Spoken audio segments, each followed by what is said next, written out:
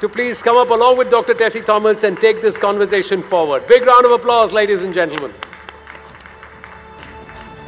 Thank you so much. Kick the bucket without doing something remarkable for the country. So being 75th independent anniversary of the country, something has to be done different. And you know, STEM and women don't go together. That's the greatest myth people have.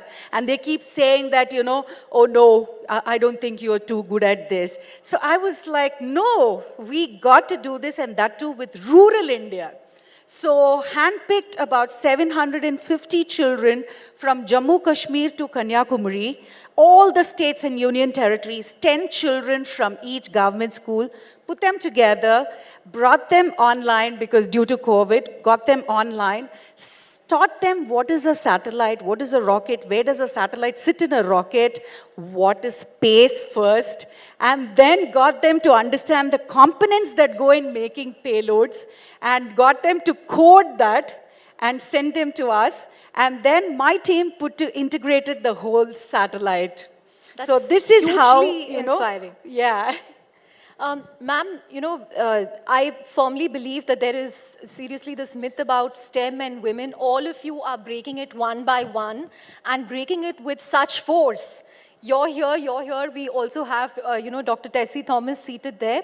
And Anuradha TK, for everyone in the room, she was the first woman satellite project director for ISRO. She's helmed key satellite launches such as the GSAT-10 and the GSAT-12. Tell us about your journey, ma'am. What brought you into space, and what does it feel like when you're seeing, you know, the next generation of Anuradha TK and Srimathy Kesan and Tessie Thomas seated on stage? First of all, congratulations to Dr. Kesan and her team. It's a wonderful thing to see that in India, such you know, movements are happening, that the rural children are encouraged. That's something fantastic. And coming to your other question, that women in science and technology, to tell you frankly, it is a myth which is created by West, not in India. And if you really see in all your families, your sisters, your daughters, you want each of them to take science. I mean, it's a natural course, unless someone is very you know, passionate about doing commerce or arts or any other thing. I think it's a very common thing that girl or boy today, at any economic background, they would like to pursue science, and you know, they want to continue as doctors or engineers. It's a very common thing in India. I think it's nothing unusual for us, even from ancient India. And so was it for us. And for me, I don't know how much I can take time. For me, we grew up in a very free environment in our family, and we were always encouraged to ask questions and debate. Do not accept as it is, whatever is told, and you have to reason out. And we were 4 sisters at home, no brothers. And that must have been a lot of fun. Oh yeah, it was. Though I miss sometimes, I wish I had a brother. So yeah, it was like, you know, debating all the time. Take anything, whether it is mythology or science or anything that is happening around. We would have debates at home, and we were very inquisitive, and we were encouraged to be so. And that's the way we grew up. And we did not have so much pressure as children that you have so much homework and You like have to get 100, today's children. 100 on 100 in everything. No. No.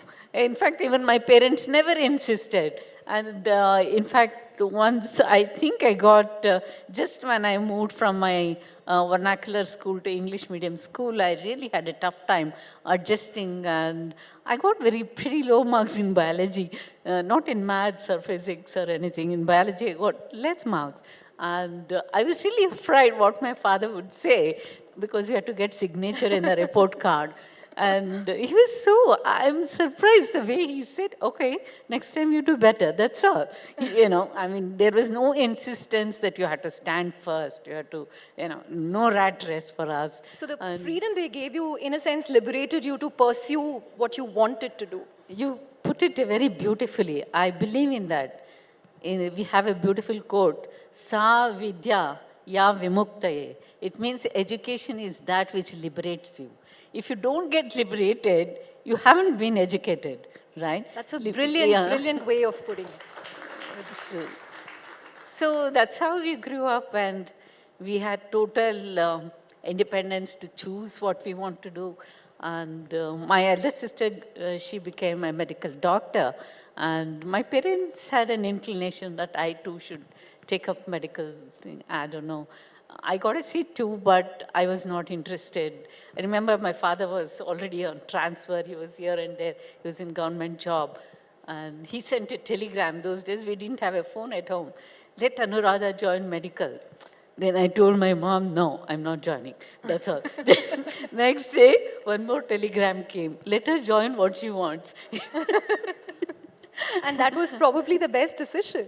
Yeah, I mean, I would make decisions for myself, and so were my sisters too at home.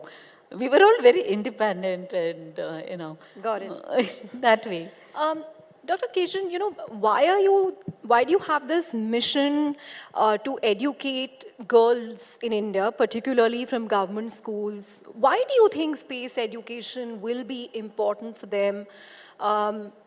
You know, beyond the fact that it looks great, you know, the fact that these 750 girls worked on a satellite that India has launched, what's the larger impact? How is this going to help the country? Well, that's a brilliant question.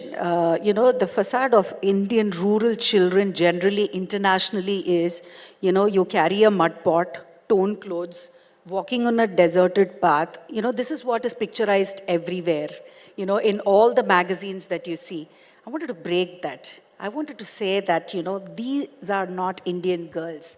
The Indian girls are more powerful if you give them a platform. So give them that platform. And in fact, for this year's UN Girl Children's Day, what we did was the children who worked on Azadi Sat, they were in their rural attire, but we gave satellites and rockets in their hands and sent that to UN, and it was published everywhere. So we said, no more Indian girls with mud pots. They are with satellites. And space is the future.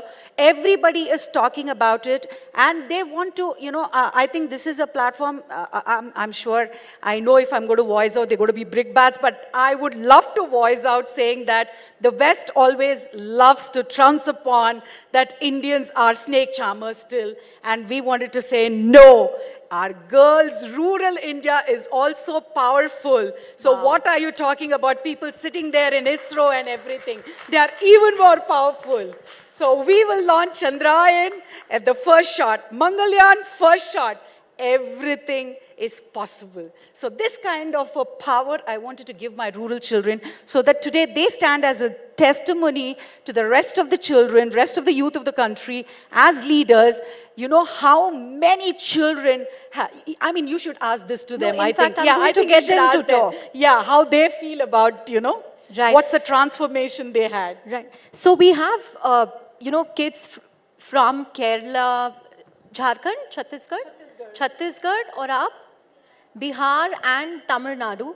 So one of them will be speaking in Tamil, two of them will be speaking in Hindi, and she's going to be speaking in English. We will translate it for the benefit of our audience here.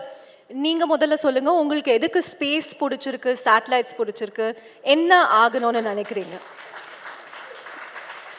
என்னோட பேர் J Guhapriya. நான் தமிழ்நாட்டில் மதுரை மாவட்டம் திருமங்கலம் அரசு பெண்கள் மேல்நிலைப் பள்ளியில் 12ஆம் வகுப்பு படிக்கிறேன்.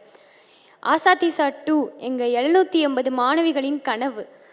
ஆசாதிசா 2 அன்னைக்கு பிப்ரவரி 10ஆம் தேதி 780 மாணவிகளின் கனவுகளையும் எங்கள் கனவுகளின் அரசி டாக்டர் ஸ்ரீமதி கேசன் அம்மையார் அவர்களின் கடின உழைப்பையும் அதை எங்களுக்கு கற்றுக் கொடுத்த 11 இளம் விஞ்ஞானிகளான சகோதரர்களின் அறிவையும் எங்கள் பெற்றோர் மற்றும் ஆசிரியர்களின் ஆனந்த கண்ணீரையும் சுமந்து கொண்டு வெற்றிகரமாக விண்ணில் சீறி பாய்ந்தது. You want to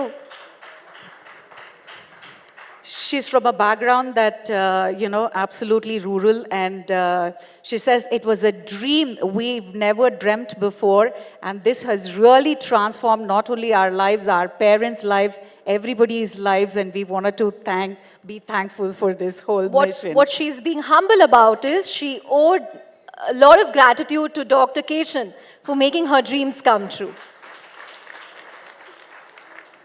ஆசாத்தி சார் 2க்கு அப்புறமா எனக்குள்ள ஒரு தன்னம்பிக்கை வந்துச்சு. இன்னும் நான் நிறைய கண்டுபிடிப்புகள் கண்டுபிடிக்கணும். என்னோட எண்ணம் எல்லாமே ISROல சயின்டிஸ்ட் ஆகணும் அப்படின்றது. That is easy to translate. She wants to become a scientist at ISRO. All the very best to you. And we will interview you 10 years later or 20 years later as a scientist. Maybe as a project director. Thank you so much. आप बताइए आपके बारे में, आपको अंतरिक्ष में इतनी रुचि क्यों है? आप किससे प्रेरित हुई हैं?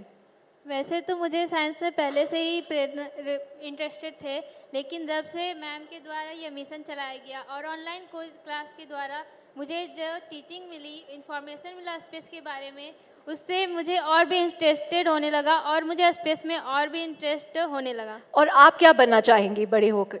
आई want to become in the science field. Excellent. आप बताइए आपको क्यों इंटरेस्ट है स्पेस में, अंतरिक्ष में, सैटेलाइट्स में? My name is Hina Sahu और मैम ने जब हमें ये मिशन कराया, इसमें भाग कराया हमें, तो सबसे पहले हमें नहीं पता था कि अंतरिक्ष क्या होता. हम सोचते भी नहीं थे अंतरिक्ष के बारे में. हम सिर्फ देखते थे कि हाँ होता है, पृथ्वी में के आगे भी कुछ होता है जो हम आसमान में देखते हैं. पर जब हम इस प्रोग्राम में भाग लिए तब पता चला कि अंतरिक्ष क्या होता है, अंतरिक्ष में क्या है. तो आगे बढ़ना है. अब हमें अंतरिक्ष में आगे बढ़ना है और जाकर देखना है कि अंतरिक्ष से हमारा भारत देश कैसे दिखता है. जैसे हमारा Superb. One after the other, these girls are just remarkable. They deserve a bigger round of applause. I'm going to let the girl from Kerala have the last word. Tell us what your dreams and aspirations are. My name is Nashita Afnaniyam. I am from Kerala, Sidi Sahib Memorial Higher Secondary School. Firstly, I'm very proud and very happy to be part of the Sasadi set, and a very big thank to our sweet, charming Srimathy Kesan ma'am. And our girls are hidden in a 4 walls. They could not come forward to show the talents to the entire world. But in this project, our Srimathy ma'am gives our girls the opportunity to show the world. So I am remembering an African adage: if you educate a man, you train a man. If you educate a girl, you train a village. On that brilliant note, huge round of applause to all of you. I think all of you would have seen that Mission Mangal movie. If there's a second version, we have 4 people here. 4 girls who can be part of it. Thank you very much. Thank you. Thank you. Ladies and gentlemen, you can be more generous with your applause, please.